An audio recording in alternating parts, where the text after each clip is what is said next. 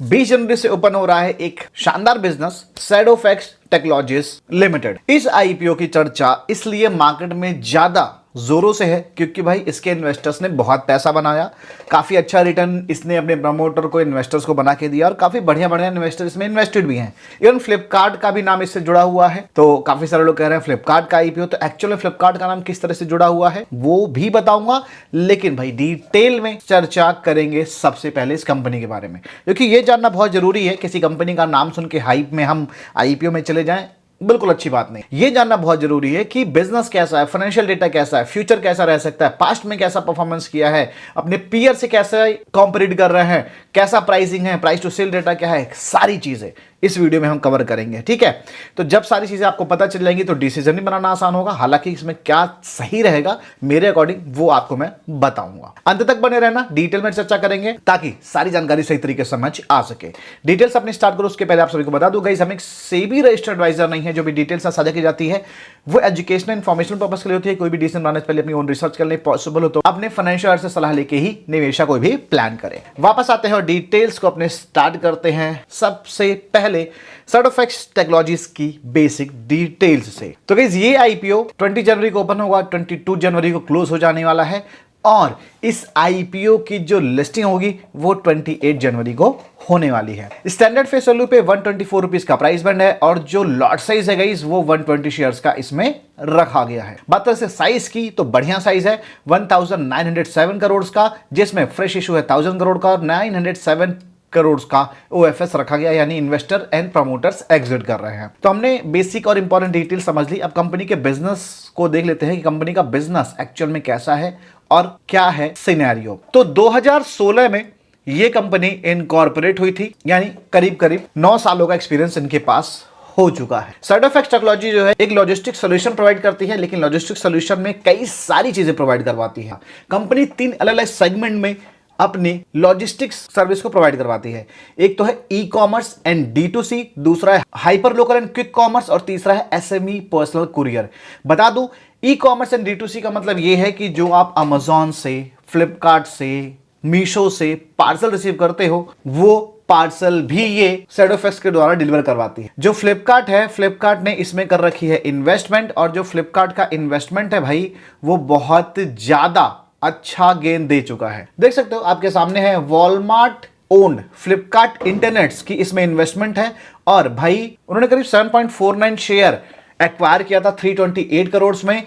IPO का price final होने के बाद करीब 929 करोड़ की वैल्यू हो जाती है उन शेयर्स की जो फ्लिपकार्ट ने लिया था इसमें, और फ्लिपकार्ट की इसमें इन्वेस्टमेंट है। बता दूं फ्लिपकार्ट का आईपीओ नहीं है, फ्लिपकार्ट बैक्ड है ये, लेकिन फ्लिपकार्ट का आईपीओ नहीं है। फ्लिपकार्ट का आईपीओ आ सकता है, जो कि हमने ऑलरेडी एक वीडियो में कवर किया था, इंडिया के टॉप 10 आईपीओ जो 2026 में आने वाले हैं। तो डिस्क्रिप्शन में लिंक है, उसका भी आप देख सकते हो। ठीक है, तो फ्लिपकार्ट का कनेक्शन भी आई होप आपको समझ आ गया होगा।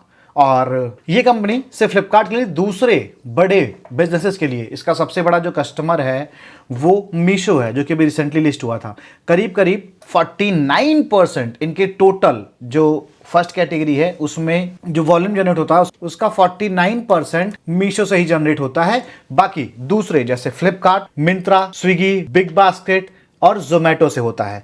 उसके बाद ही बता दूंगा इसकी ये सिर्फ ऐसे ऑर्डर ही नहीं डिलीवर करते हैं जो डिलीवरी में 1 दिन 2 दिन 3 दिन टाइम लगे, क्विक कॉमर्स को भी टारगेट करते हैं जिसमें ज़ेप्टो, ब्लिंकिट जैसे नाम है। तो ये डिलीवरी की हर उस कैटेगरी को टच करते हैं जिसमें डिलीवरी का ऑप्शन आता है। चाहे आप क्विक कॉमर्स को ले लो जो 10 मिनट डिलीवरी वाला ऑप्शन होता है, चाहे आप बड़ी डिलीवरीज को ले लो या आप छोटे डिलीवरीज को ले लो। उसके साथ रिवर्स डिलीवरी को भी काफी स्मूथ बना लिया है अपने नेटवर्क के द्वारा।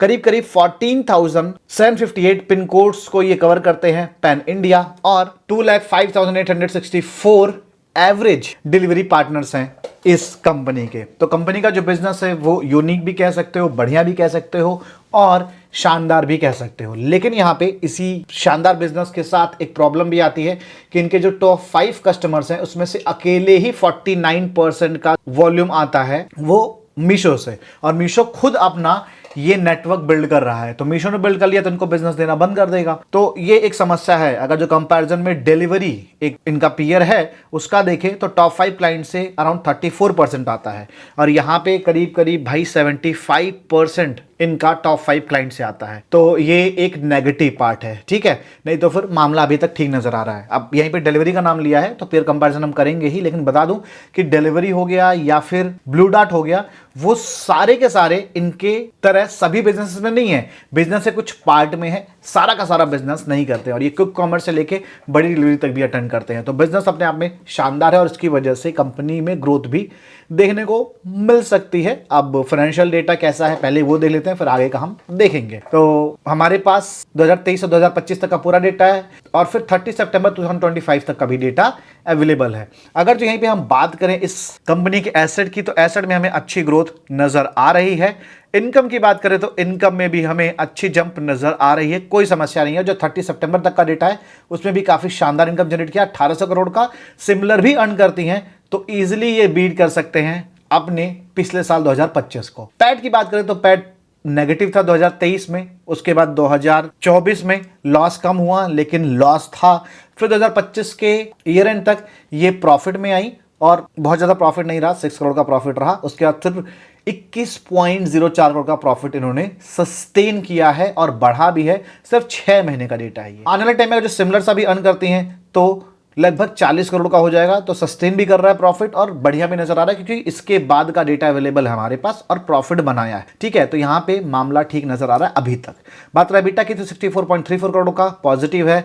नेटवर्थ की बात करें तो 693.53 करोड़ का, रिजर्व सरप्लस 281.26 करोड़ का पॉजिटिव है और बोरिंग 147.44 करोड़ की है। लेकिन बोरिंग का बहुत ज्यादा दिक्कत नहीं है क्योंकि डेट टू इक्विटी रेशियो काफी कम है। हालांकि जो ये पैसा उठा रहे हैं उससे अपनी बोरिंग को नहीं पे करने वाले हैं, पे करना चाहिए था, उससे प्रॉफिटेबिलिटी बढ़ती। लेकिन कोई दिक्कत नहीं है, बहुत ज़्यादा प्रॉब्लम नहीं है, एडजस्टेबल है। R1W 3.03 का है, 30 सितंबर 2025 के डेटा के हिसाब से देख रहे हैं हम। एबिटा मार्जिन 2.86 का है।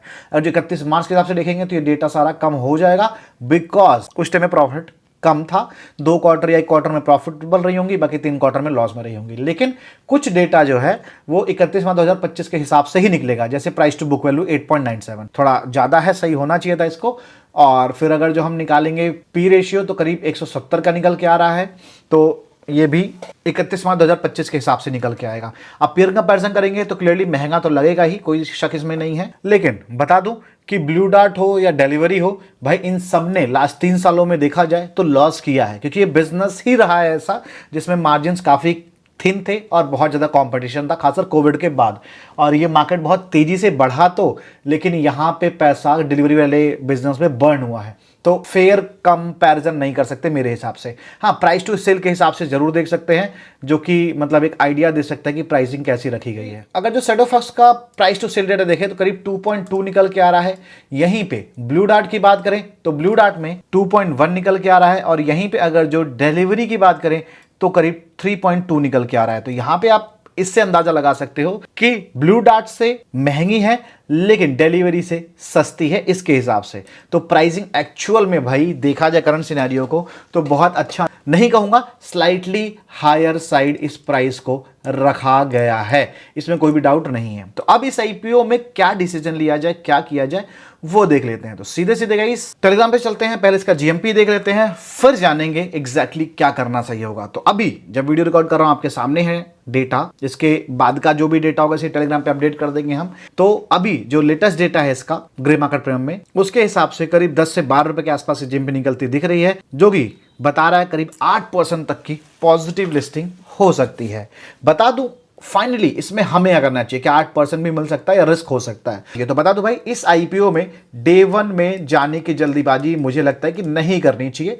हमें एटलीस्ट डे 2 तक का डेटा देखना चाहिए, उसके बाद डे 3 पे हमें यह डिसीजन लेना चाहिए कि आईपीओ लगाने लायक है या नहीं। बता दो कि बिजनेस जो है इसमें बैकिंग बड़े बड़े प्लेयर्स की है, जैसा आपने मीशो में देखा था, जैसा आपने लेंसकार्ट में देखा था, जैसा आपने आईसीआईसी में देखा था, जैसा आपने ग्रो में देखा था, वैसी बैकिंग इसके पास भी है। मतलब सिमिलर नहीं लेकिन बैकिंग है।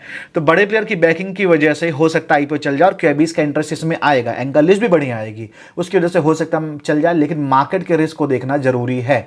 मार्केट अगर जो नहीं चलता है तो कोई भी नहीं बचा पाएगा भाई मेरे हिसाब से।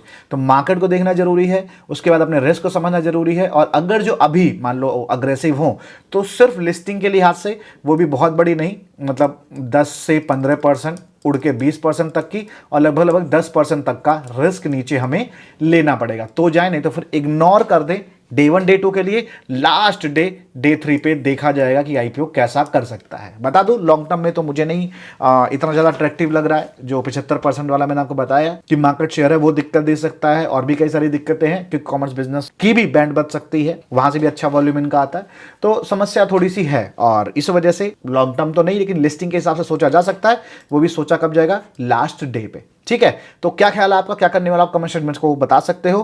वीडियो पसंद आई हो तो लाइक सब्सक्राइब शेयर जरूर कर देना। मिलते हैं वीडियो में, बाय बाय, टेक केयर।